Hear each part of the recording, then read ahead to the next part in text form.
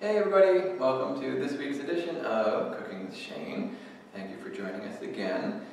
We are into week 6. We only have 1 week left after this one, the summer reading program. Again, I can't say it enough, it's just flying by. I hope you're having fun with it. I hope you're having a good summer. And I hope you're enjoying some of this food that we're making. So we're going to get right into it today. We've made all kinds of sweet treats, and we're not going to stop this week. We're going to make a nice candy this week, and we're going to make, because we're sticking with the theme of tails and tales, we're trying to find foods that are named after animals. So this week we are going to do a candy called a turtle. So a candy that's a turtle is super good. It's basically pecans, and you pour caramel sauce over it and then chocolate, and you let it sit, and it makes the most delicious candy. So we are going to go ahead and get right into making it. It's not, there's some technical aspects, there's some science involved, so we're going to talk about that today. But mostly we're just going to make these because they taste really good. So let's go ahead and get right into it. So as I said, we need to make a caramel sauce. So to make the caramel sauce, we need a cup of butter, a cup of packed brown sugar. So what that means is you put it in here and then you keep packing it down until it's even with the rim. Because if you don't pack it down, brown sugar tends to clump up a lot and you won't have a whole cup of sugar. You really need a whole cup of sugar to make this work. We have about 7 ounces of sweetened condensed milk. That's about half a can. We're going to use a pinch of salt, and we have a half a cup of corn syrup. And that's all we need to make the caramel part. Right now I've got the pecans in the oven. We want to toast those off at about 350 for 8 to 10 minutes. So while those are toasting, I'm going to go ahead and get the caramel sauce ready. So the first thing we do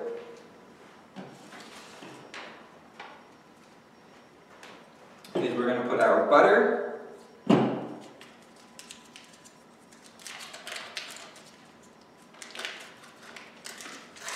and I've got this pan heating up a little bit, so it might sizzle a little. Oh, good.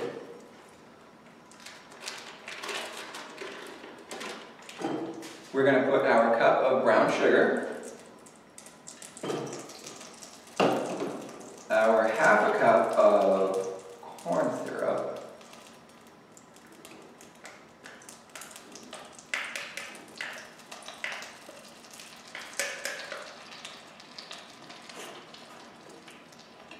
and just a pinch of salt. So when I say just a pinch of salt, I put just a little tiny bit in my hand. And then I pinch it and I throw it in. Anything that's extra, I throw in the trash. So now what we do is we have to bring this up to a boil before we add our vanilla and our sweetened condensed milk. So I'm going to bring this up close to the camera so you can see. So this is going to take a while to kind of break down and become a liquid, a syrup really, and it'll start bubbling. And when it starts to bubble, that's when we're going to add our sweetened condensed milk. Because if we add it now, this gets really hot and we risk the chance of burning the sugars that are actually in the milk. And then you'll have scorched caramel, and that's really bad because it tastes really gross. So we are going to let this come to a boil. It's going to take a good 5-10 minutes, and then we'll check in on it.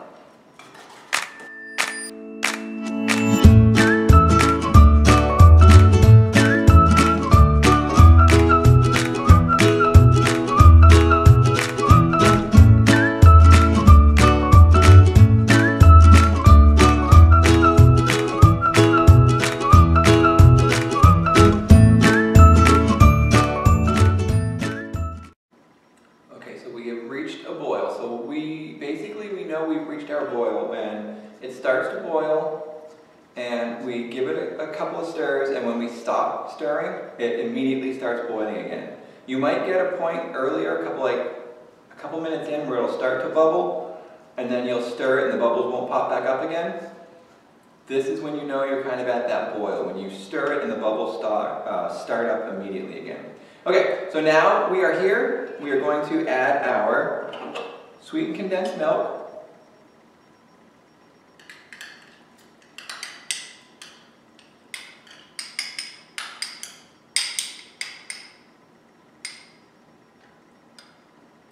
and our half a teaspoon of vanilla. We're going to give this a good stir.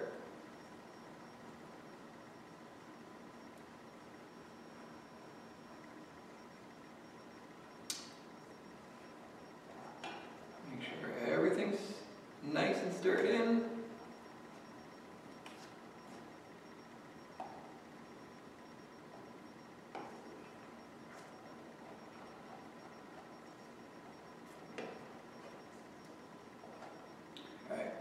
So at this point, we had talked a couple weeks ago when we were doing the hush puppies about getting a food thermometer if you don't have an electric fryer. And I'd kind of mentioned that they're a great multi-tool because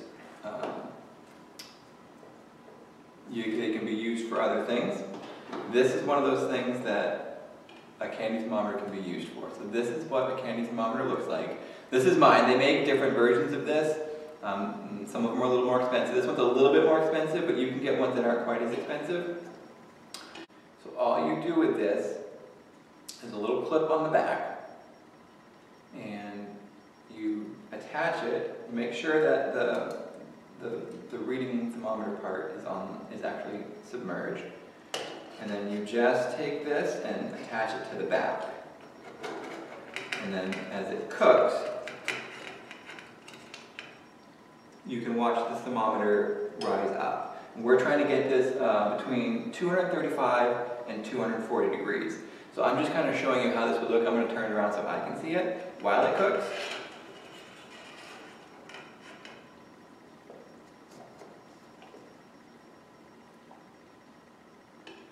Okay, so this is going to take a little while to get up there. This is going to take 5-10 minutes again.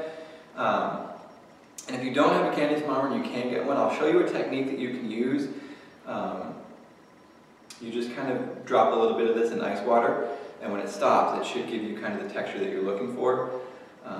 But you kind of have to know how long to cook it for.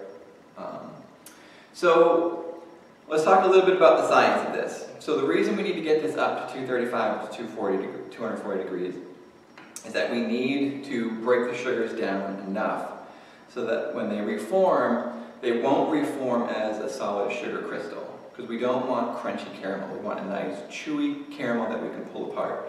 And we don't want a crunchy caramel. So we get this up to 235, 240 degrees, and we call that the soft ball stage. So you're not at what they're calling like a hard ball, hard crack stage. It's a soft, chewy caramel, which would give you other things, so like your Tootsie Rolls and things like that chew, like taffy. Those would sort of be the soft ball stages. So we're just going to continue to stir this. It doesn't have to be continual, but you don't want to walk away from this at this point, because the time that it's 235 to 240 and 250, 260, you're actually run the risk of scorching your milk and your caramel at that point. So you don't want to walk away from this, but you don't necessarily have to stir this constantly. And you will want to resist the urge. You may notice that there are some sugar crystals that kind of build up on the sides. We don't want to knock those into our caramel at this point, because it will ruin the structure. That when this cools down, it will ruin the structure and it won't allow the sugars to kind of form the way they're supposed to. And it will, just a couple pieces or a couple grains of sugar in here, or granules of sugar in here, could actually ruin the whole thing. So resist the urge. You just kind of want to stir. Don't worry about picking things off the side. Just give it a good stir, kind of get towards the edges, but don't hit the side too much.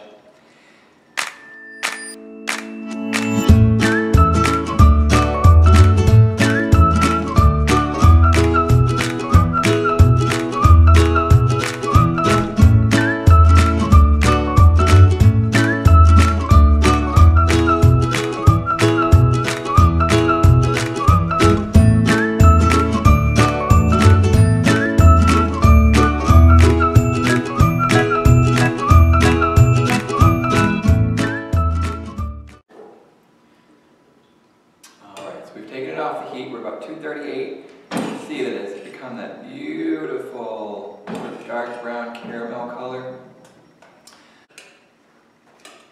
So again, I cannot express how hot this is right now. You really, I know it looks really good and you just kind of want to taste it, but you really need to give this a chance to cool down before you do. But we've taken it off the heat. You can see it's kind of, obviously it's thin right now, but as this sets, it's going to kind of get chewier and stickier. And this should be the perfect consistency. So I was saying, if you don't have a candy thermometer or a food thermometer, it really is a good investment. You can get them for a couple dollars. They always say like the best way to kind of tell if candy's done is if you take some and you put it into ice water, but I don't know if my ice water is hot enough or cold enough. It should form a ball immediately. So I don't think my water is,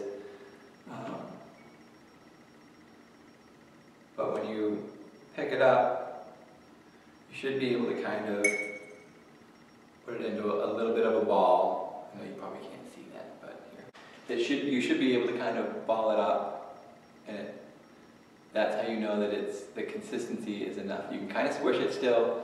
If we cook this too much, this would be too hard to squish. We don't want this so hard to squish it to break it, because we want it to be a nice chewy caramel. So while this is still hot, we are going to put this on our pecans. So we want to work kind of quickly.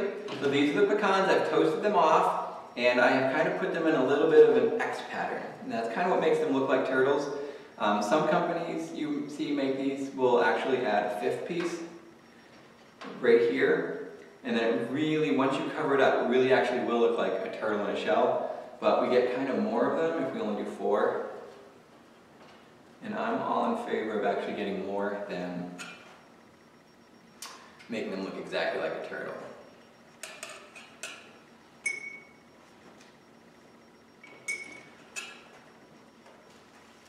So we are just going to drizzle the caramel over the top of this. We want to make sure it hits every pecan. It doesn't have to cover the whole thing, but as long as it's connecting all of them, because what will happen is when this hardens, it'll make all of these kind of stick together.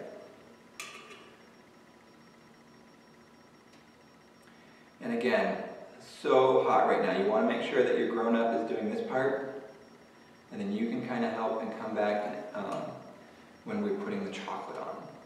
So I'm going to go ahead and finish covering all of these up, and then we're going to let these set for 15-20 minutes, let the caramel kind of set a little bit, and then we will make the chocolate to put on top.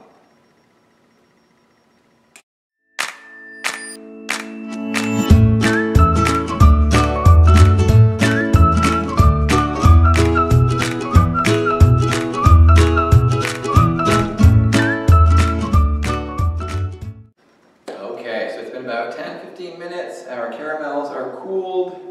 They're not set yet, so we still can't eat this just yet. You want to let this set a little bit longer. So now I'm going to show you what to do for the chocolate part. So now we're just going to melt down a little bit of chocolate with a little tiny bit of vegetable oil, just to thin it out just a little tiny bit, and then we're just going to drizzle that over the top, and then we have to let them set again. So I'll show you how to make the chocolate. So I just have what we call a double boiler. I've got a big pot here, and this is a little tiny bit of water, maybe a ½ inch of water on the bottom. And then I've got a bowl on top, and I've got my chocolate chips with like I said, just a ½ teaspoon of vegetable oil. You could do this in the microwave, cover it, put it in the microwave for a minute, give it a stir, and then throw it in for another 30 seconds, give it a stir, throw it in for another 30 seconds, give it a stir until it's melted. But I just kind of like to do it this way. You run the risk, if you do it in the microwave, of burning the chocolate or scorching the chocolate or seizing the chocolate. This way I have control over when I take it off the heat, and I know when it should be done. So we're just going to let this melt down, and then we'll drizzle it over the top of our delicious turtles.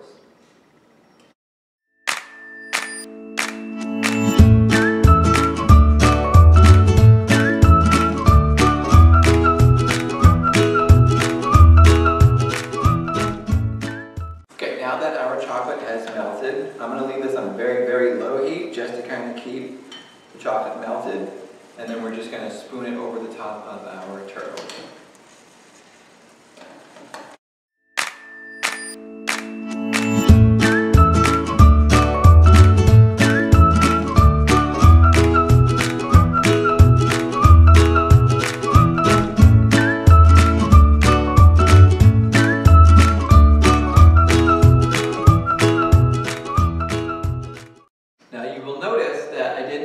Chocolate over the whole thing. I don't want to dunk this, because what I want is, when this hardens, I want the chocolate to kind of resemble the turtle shell, and then the pecan and the caramels to kind of resemble the turtle itself.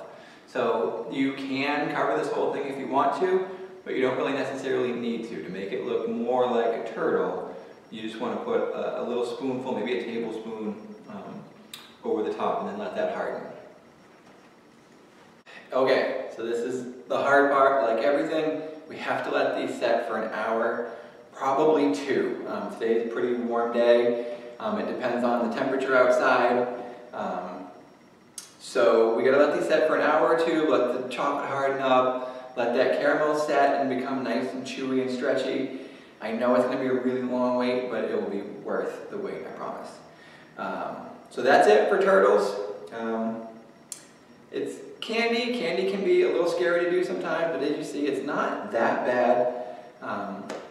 It's something that I know that you guys can do, and it's a great thing to do as a family. Again, that caramel is scorching hot when it comes off the stove top there. So you really want to be careful. Step away at that point, let your grown-up do that. But you can definitely help with the chocolate. And of course, you would help with the eating part of this, because that's the best part anyway. So that's it for this week. We only have 1 week left. We have 1 more episode left next week, and then we are done for summer reading program. I hope you try these, I hope you enjoy them, and I hope you have a great week. We'll see you next week.